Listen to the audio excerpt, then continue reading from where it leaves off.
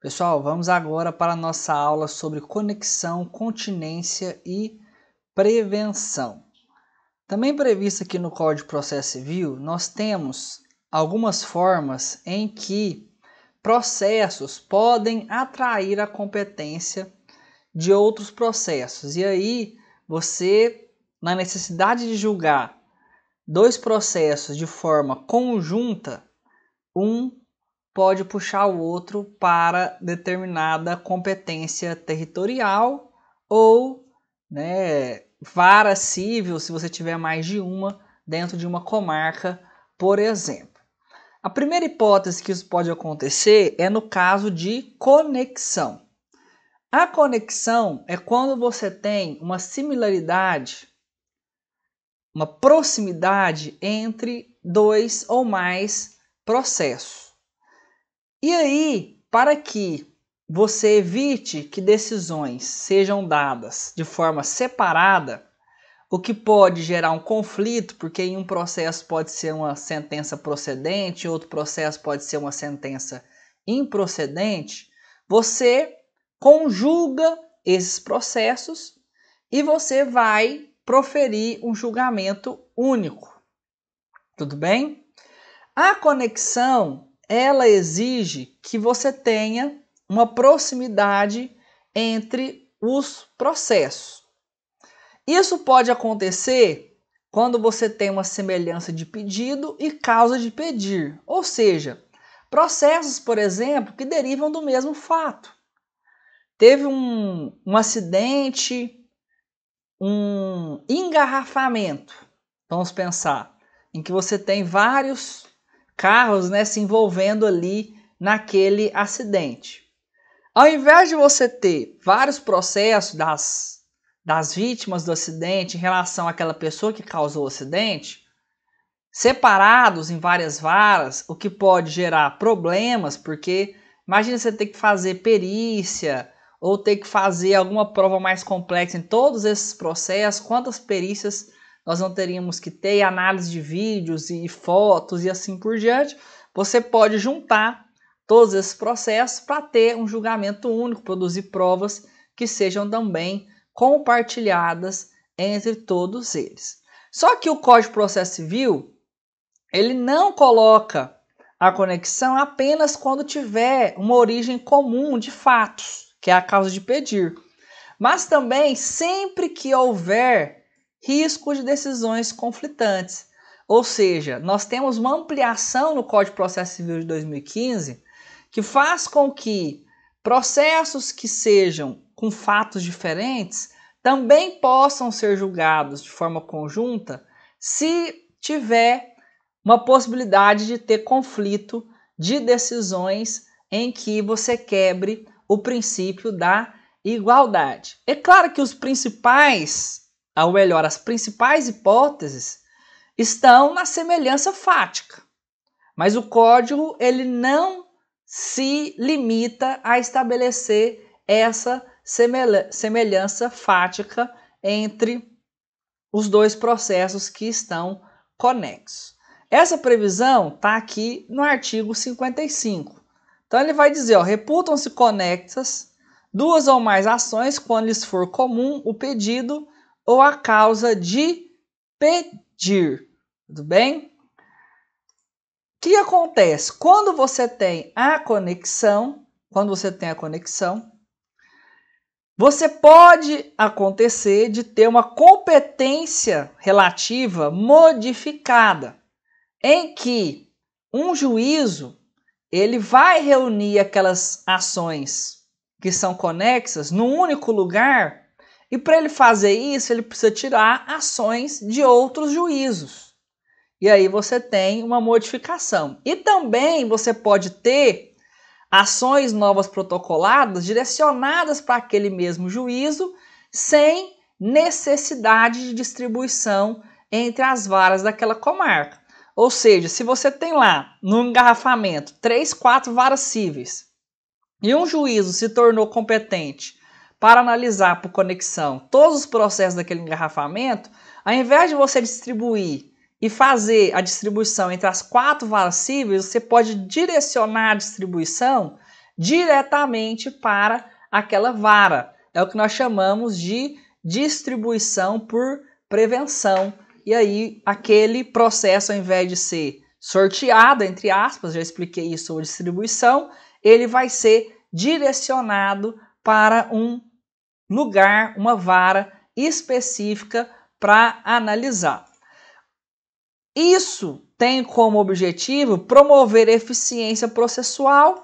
Como eu disse, você vai ter vários processos sendo julgados ao mesmo tempo, você economiza na produção de provas, na análise, e você também garante uma igualdade no julgamento. Não é só eficiência processual, mas a igualdade também.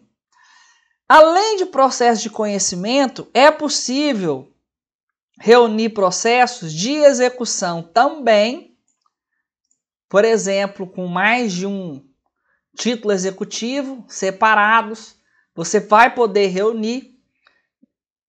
Se você tem mais de um cheque, se você tem notas promissórias espalhadas, é possível fazer essa reunião por conexão. Não fica limitada apenas aos processos de conhecimento, nas ações de cobrança, mas também nas execuções de títulos executivos extrajudiciais, como cheques, nota promissória, letra de câmbio, dentre outros, que o Código de Processo Civil permite que, dependendo do documento que você tiver, você pode pular o processo de conhecimento e ir direto para o procedimento de execução. Tudo bem?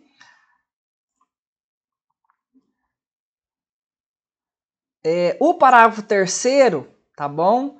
Ela vai dizer aquela ampliação, porque o caput, ele falou só em pedido comum ou causa de pedir. Já o parágrafo 3º vai ampliar. Serão reunidos para julgamento conjunto os processos que possam gerar risco de prolação de decisões conflitantes ou contraditórias, caso decididos separadamente, mesmo sem conexão entre eles, ou seja, mesmo sem uma base comum de pedido ou de causa de pedir.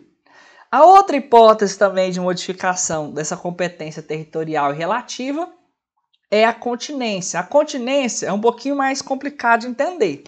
Veja bem, a continência é quando você tem uma ação maior que já contém a ação menor. Tudo bem? Aquela ação, né, ela é mais ampla, uma é mais ampla e a outra ela é mais restrita, tá ok? Veja bem, em uma ação a pessoa está pedindo a nulidade de um contrato todo e na outra ação ela está pedindo a nulidade de uma única cláusula. Bom, se o juiz julgar nulo todo o contrato, obviamente essa decisão vai conter também o pedido de anular apenas uma única cláusula, porque vai abarcar aquela cláusula também, porque vai ser o contrato inteiro.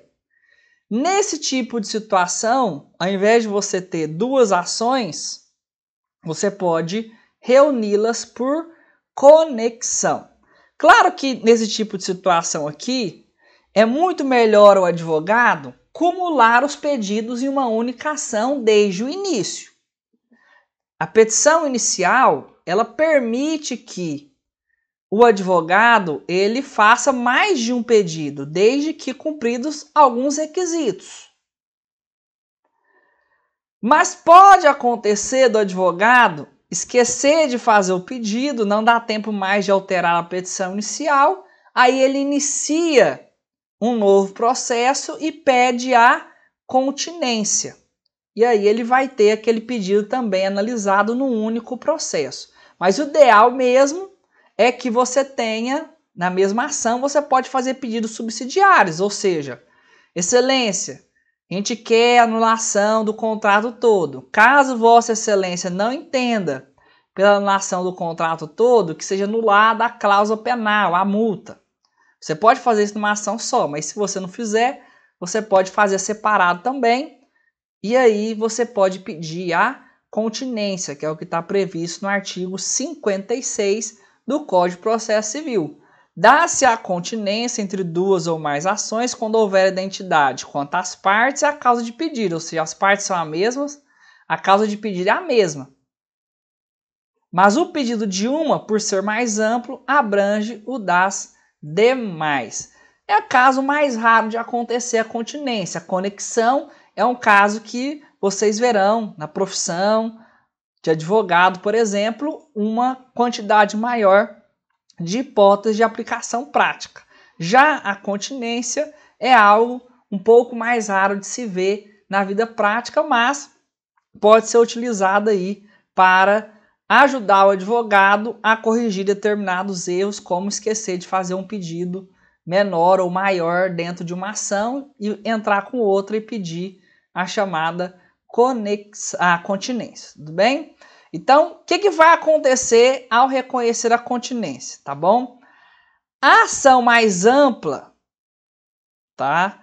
Ela vai mandar no resultado do julgamento. Veja bem, se a ação mais ampla for proposta primeiro, o juiz vai extinguir a ação mais específica e vai continuar numa só, tá bom? Se a ação mais ampla for proposta por último, ele vai o quê? Reunir as ações para serem julgadas em conjunto.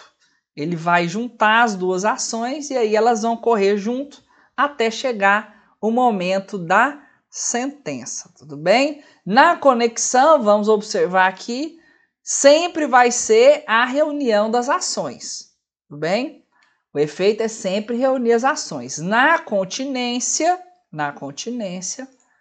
pode ter extinção quando a ação mais ampla foi proposta primeiro, ou pode ter a reunião quando a ação mais ampla ela for proposta depois da ação mais específica, conforme o artigo 57 do Código de Processo Civil, tá bom? Não podemos confundir continência com litispendência, porque a litispendência, você tem uma identidade de ações que estão correndo ao mesmo tempo e aí você vai ter que extinguir a ação que veio depois. Essa é a litispendência. O que são ações idênticas? São ações que têm as mesmas partes, ou seja, mesmo autor, mesmo réu, tem a mesma causa de pedir, trata dos mesmos fatos e tem o mesmo pedido, tá bom? Já na continência, você pode ter as mesmas pessoas, você pode ter até os mesmos fatos, mas você não vai ter o mesmo pedido. O objeto ali, ele vai ter uma diferenciação. Aí você permite a continência, essa reunião. Porque se for igual a litispendência, aí o resultado é o quê? Nem reunir, nem extinguir uma, né? Olhar qual que é a mais ampla, não. Aí é olhar aquela que foi proposta posterior. Sempre a que foi proposta posterior é a que vai ser extinta, tá bom? A conexão ou a continência, elas podem ser reconhecidas de ofício. Isso significa que ela pode ser alegada a qualquer momento, mas o momento realmente ideal que o código coloca é na preliminar de contestação. Mas como elas podem ser reconhecidas de ofício, até posteriormente à contestação, é possível alegar conexão e continência, mas a contestação continua sendo a melhor opção para o réu alegar essas duas formas de defesa na sua peça principal, que é a contestação. Além disso, nós precisamos observar em determinadas questões a parte de prevenção. Prevenção, pessoal, ela vai trazer algumas consequências em relação à competência. Juiz prevento, ou melhor, o juízo prevento, é aquele que primeiro recebeu a petição inicial, onde a petição foi registrada ou distribuída. Então, se você tem lá três ações conexas com proximidades dos fatos que estão sendo discutidos ali. Onde que eu vou reunir as três ações? No juízo A, B ou C? A resposta: no juízo em que a primeira petição foi registrada e distribuída. Se for no juízo A, nós vamos reunir no juízo A. Se for no juízo B, nós vamos reunir no juízo B. Se for no C, a reunião será no juízo C. A prevenção, aqui no caso de conexão, ela serve como parâmetro para a reunião de processo. Mas o juízo prevento, ele não é só para esse tipo de situação, não. Às vezes você tem mais de um imóvel que está em mais de uma comarca, um imóvel muito grande, uma fazenda, que está registrado em mais de um município, cada município é comarca. E aí você tem uma ação sobre aquele terreno ali, aquela fazenda. O que vai acontecer? Você, quando você tiver mais de uma ação proposta sobre aquele imóvel ali, o juízo prevento vai ser aquele que primeiramente recebeu a ação, aquela petição inicial que foi a primeira a ser registrada e distribuída. Então, sempre que falar em prevenção, você vai lembrar do juízo primeiro que registrou e recebeu aquela petição inicial ali, tudo bem? Ela vai aparecer em outros momentos, lá na competência relacionada à execução, na competência nas ações imobiliárias, aparece também no processo penal, aparece no processo do trabalho. Então, falou juiz prevento, lembrou do juiz primeiro que teve a ação registrada e distribuída na sua vara. Tudo bem? É o que está previsto aqui nos artigos 58 e 59 do Código de Processo Civil de 2015. Tudo bem? Aqui o exemplo que eu falei, imóvel situado em mais de um estado ou comarca, o foro prevento assume a competência em relação a todo o imóvel, que é o artigo 60, tudo bem? E as ações acessórias, tá? Também vai ser distribuída para o juízo prevento, A ação acessória é aquela que deriva da principal, como por exemplo, você tem lá um inventário, aparece um filho fora do casamento, um filho que não foi registrado ainda, e aí você não tem como resolver no inventário, você precisa entrar com uma ação acessória de investigação de paternidade, para você verificar primeiro se aquela pessoa é filha ou filha do falecido, para depois você colocar no inventário e fazer a partilha dos bens. Então aí nós temos as chamadas ações acessórias, Então vai seguir o juízo prevento da ação principal. Tudo certo? É o que está previsto aqui no artigo 61. Vamos agora para a competência da Justiça Federal. A competência da Justiça Federal, deixei aqui um pouco mais por último na parte de competência, porque ela não está prevista no Código de Processo Civil, ela está prevista na Constituição Federal de 1988. Essa competência da Justiça Federal, ela vai, obviamente, separar dentro da Justiça Comum aquilo que é federal e aquilo que é estadual. Nós já vimos que a jurisdição no Brasil tem as justiças especiais, que são a Justiça Trabalhista, a Eleitoral e a Militar. E a Comum, que se subdivide em estadual e federal. A gente tem que observar se a competência da Justiça Federal está naquele caso que a gente está atuando. Se não tiver, automaticamente ela vai para a estadual. Então aqui é por exclusão. Você primeiro exclui a possibilidade de ser da Justiça Federal para você mandar para a estadual, que ela é complementar, subsidiária. Tudo que não for da Justiça Especial nem da Justiça Federal é porque é da Justiça Comum estadual. As hipóteses do artigo 109 não diferenciam em algumas questões, em alguns incisos, a competência civil da competência criminal. Como eu disse, ela não está no Código de Processo Civil, ela está na Constituição. E a maioria dos critérios utilizados estão relacionados à competência em razão da pessoa. Por quê? Porque um dos mais abrangentes dessas hipóteses que nós temos é justamente o inciso 1, que vai falar o seguinte, as causas em que a União, entidade autárquica ou empresa pública federal forem interessadas na condição de autoras, rés, assistentes ou oponentes exceto as de falência, as de acidente de trabalho, é sujeita à justiça eleitoral e à justiça do trabalho. Então aqui é o seguinte, pessoal, se for a União ou suas autarquias ou empresa pública federal, o que vai acontecer? Como autor ou como ré, ou até como assistente, vai puxar a competência para a Justiça Federal. E aqui eu não estou falando só da União estar no processo civil, não.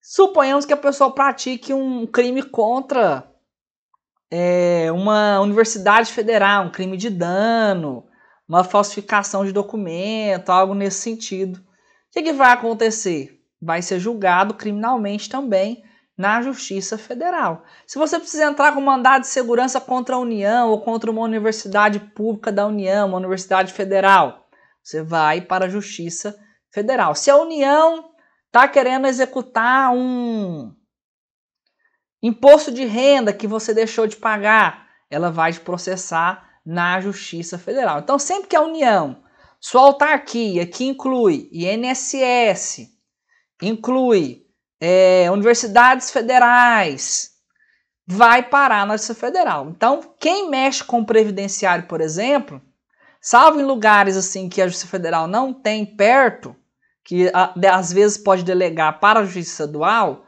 vai mexer essencialmente com a Justiça Federal, porque o INSS é uma entidade autárquica da União e tem uma grande quantidade de processos no Brasil. Outra coisa que a gente tem que observar é a questão da empresa pública federal. Veja bem, empresa pública é aquela que tem 100% do capital público. 100% do capital dela é público. E nós temos também, junto na administração pública indireta, a sociedade de economia mista, que aí não é 100% público, mas você tem apenas uma prevalência do capital público, que é o capital de controle daquela sociedade de economia mista, como, por exemplo, o Banco do Brasil e a Petrobras. Você tem dinheiro privado e você tem um dinheiro público, nesse caso aqui as duas da União. Esses dois exemplos. Quando a sociedade de economia mista não atrai competência da Justiça Federal. Isso pode gerar algumas questões interessantes. Se você quer processar a Caixa Econômica Federal, que é uma empresa pública da União, 100% do capital é público, você vai processar a Caixa Econômica onde? Na Justiça Federal. Se você quer processar o Banco do Brasil, que é a sociedade de economia mista e tem a maior parcela do capital é da União, você vai processar na Justiça Estadual. Se uma pessoa explode um caixa eletrônico da Caixa Econômica Federal, processo criminal vai ser na Justiça Federal. Se explode um caixa eletrônico do Banco do Brasil, o processo criminal vai ser na Justiça Estadual. Então isso é muito cobrado, essa diferenciação, Banco do Brasil com Caixa Econômica, INSS e outros tipos de bancos aí como o BNDES, tudo bem? Quando é sociedade de economia mista, tem parcela de capital privado, Justiça Estadual. Ah, mas 80% da União, 20% é privado, não importa, Justiça Estadual. Quando é 100% do capital público, empresa pública, federal, Justiça Federal. Porque você pode ter uma empresa pública estadual também. Aí é Justiça Estadual. Aqui tem que ser empresa pública federal, ligada à União. Capital público da União. Tudo bem? Aqui também, ó, causas entre Estado estrangeiro ou organismo internacional e município ou pessoa domiciliada ou residente no Brasil. Ou seja, um Estado estrangeiro vai processar um município ou uma pessoa física que mora aqui no Brasil, competência da Justiça Federal, tudo bem? Causas fundadas em tratado ou contrato da União com Estado estrangeiro ou organismo internacional, também vai para a Justiça Federal. Mandado de segurança e habeas data contra ato de autoridade federal, excetuados os casos de competência dos tribunais federais, vai para a Justiça Federal de primeira instância. Então, mandado de segurança, você vai entrar com mandado de segurança contra a União, contra uma autarquia, contra a Caixa Econômica Federal, né, que já está incluso também no inciso 8. Esses que estão aqui pontilhados, reticências, é porque são de competência criminal, tudo bem? E 11, a questão dos direitos indígenas. Em relação aos direitos indígenas, existe uma pequena divergência em relação a essa questão. Enquanto alguns autores entendem que qualquer questão indígena vai para a Justiça Federal, o que tem prevalecido é que essa questão indígena aqui são as questões de conflito coletivo e não, por exemplo, uma relação de consumo entre o indígena que comprou uma roupa ou um celular. Então aqui seria aquelas relações indígenas de invasão de terra, né, como é que fala? Delimitação territorial. Essas questões indígenas puxariam a competência para a Justiça Federal. Agora, se for relação de consumo, outras questões individuais, aí serão julgadas na Justiça Estadual.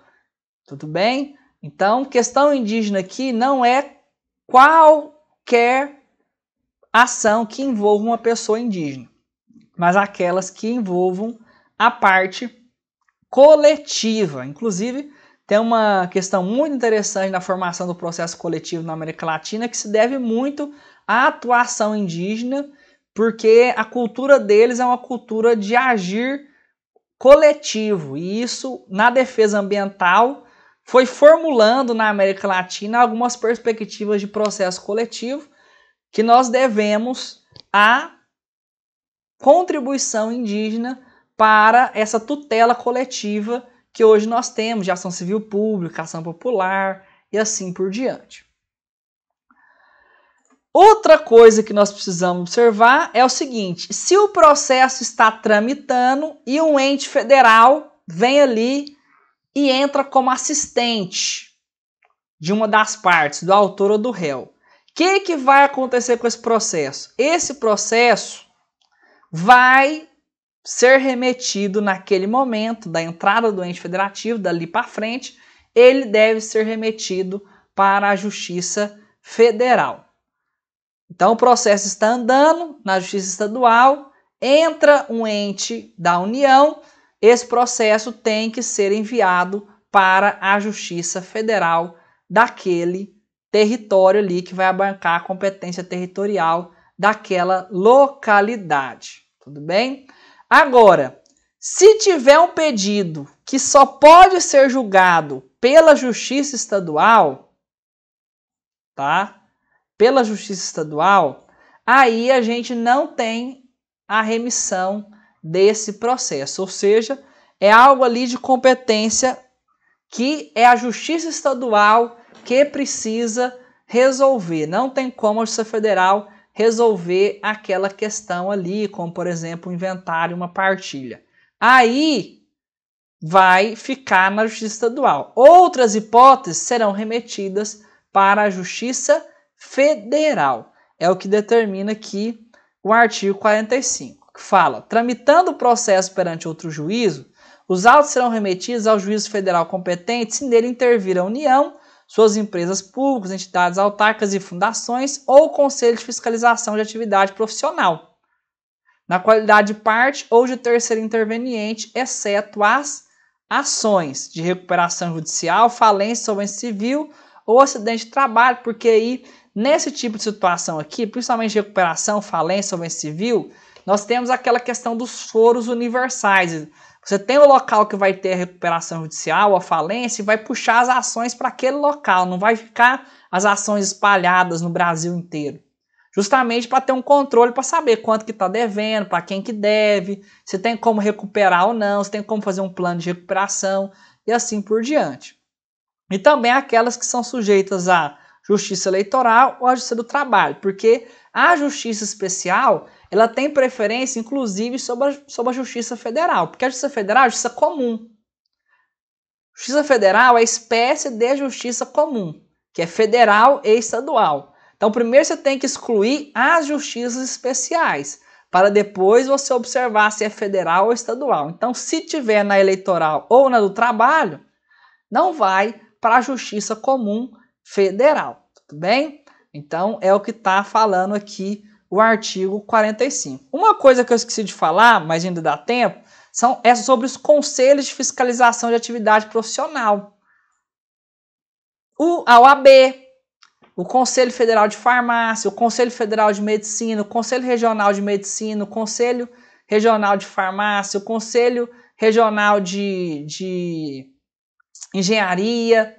Esses conselhos são tidos como autarquias federais, entendeu? E aí, a proximidade desses conselhos com a União faz com que eles puxem também, tá, a competência da Justiça Federal. Então, já aconteceu de entrar com a ação no seguinte sentido. A aluna foi aprovada no 9º período na OAB e aí a OAB não liberou aquele certificado de aprovação na prova de ordem. Vamos entrar com mandado de segurança. Onde que a gente vai entrar com mandado de segurança? Na Justiça Federal.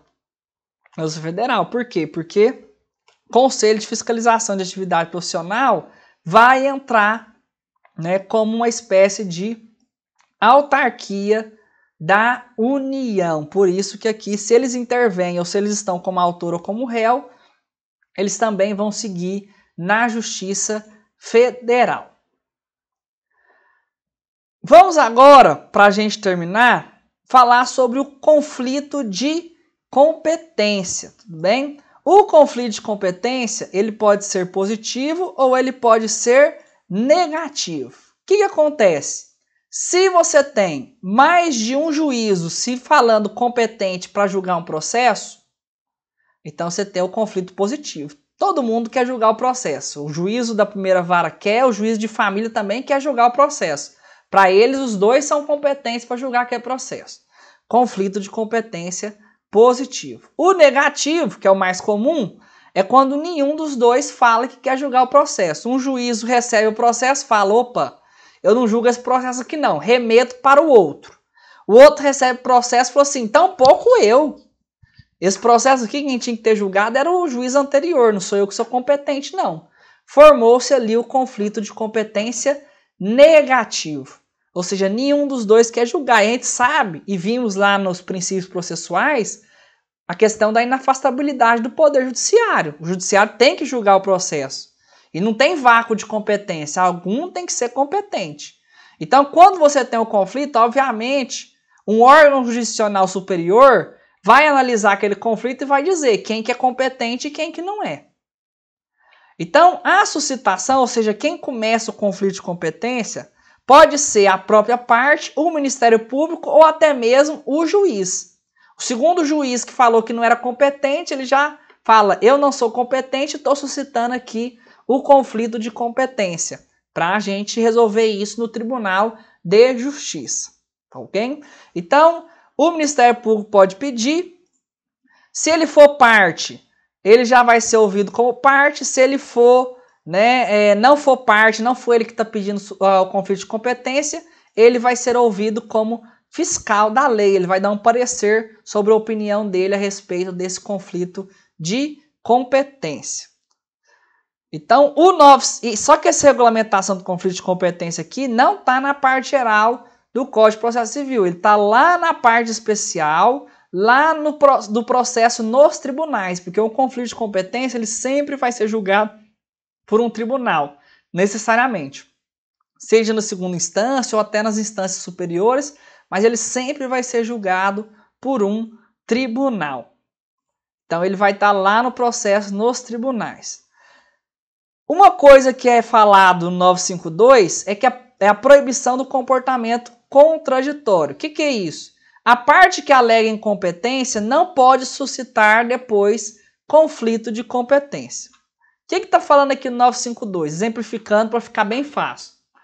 Eu sou réu, recebi o processo. Falei, o juízo da comarca X aqui ele é incompetente, ele tem que chegar esse processo tem que ir para a comarca Y. O juiz analisa e fala, realmente, tem que ir para a comarca Y. E vai e manda o processo para a comarca Y.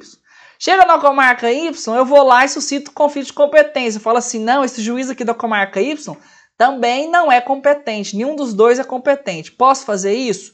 Não posso. É um exemplo de aplicação do princípio da boa-fé objetiva, que nós já vimos nas aulas anteriores, na modalidade proibição do comportamento contraditório. Você não pode criar um conflito de competência para alegar ele e depois, né, se beneficiar dessa suscitação do conflito de competência. O ordenamento jurídico não permite esse tipo de comportamento contraditório.